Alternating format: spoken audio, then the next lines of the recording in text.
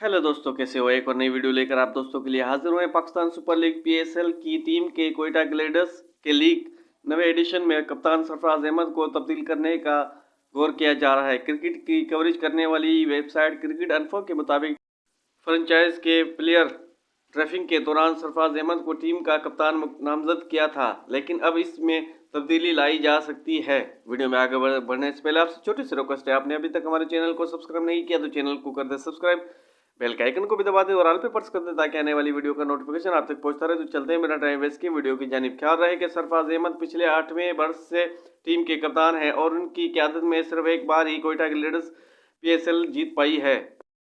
रवा वर्ष फ्रेंचाइज की जानिब से मैनेजमेंट में तब्दीली की गई है, जिसके बाद मोइन खान को डायरेक्टर, शाइन वर्सन को कोच और शान टेट को टीम की बॉलिंग कोच बनाया गया है। क्रिकेट इन्फो के मुताबिक कोयटा ग्लेडियर्स में कप्तान की तब्दीली के हवाले से शाइन वर्सन से उनकी राय तलब की गई थी। सरफराज अहमद को अगर तब्दील किया जाता है तो इनकी जगह जनूबी अफ्रीकन बैटर रैली रसू या डोमेस्टिक क्रिकेट में अपनी क़यादत के लिए मशहूर सऊद शकील को कोयटा ग्लेडियर्स की कप्तानी सौंपी जा सकती है।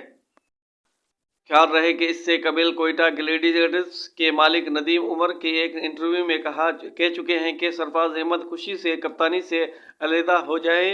अगर टीम को कोई ऐसी तब्दीली लाना चाहती है तो ला सकती है। उन्होंने मजीद कहा था कि हमारे शाइन वाटसन से इस हवाले से कुछ दिनों में बातचीत हो जाएगी और वो जो कहेंगे उसी हिसाब से फैसला दिया जाएगा कि सरफराज को रखा जाए या सऊद शकील को। तो दोस्तों, ये है ताज़ा अपडेट। आज की वीडियो अच्छी लगे लाइक करें, शेयर करें, चैनल को जरूर सब्सक्राइब कर दें। मिलते हैं अगले वीडियो में। आज तक के लिए इतना ही। अपना ख्याल रखिएगा।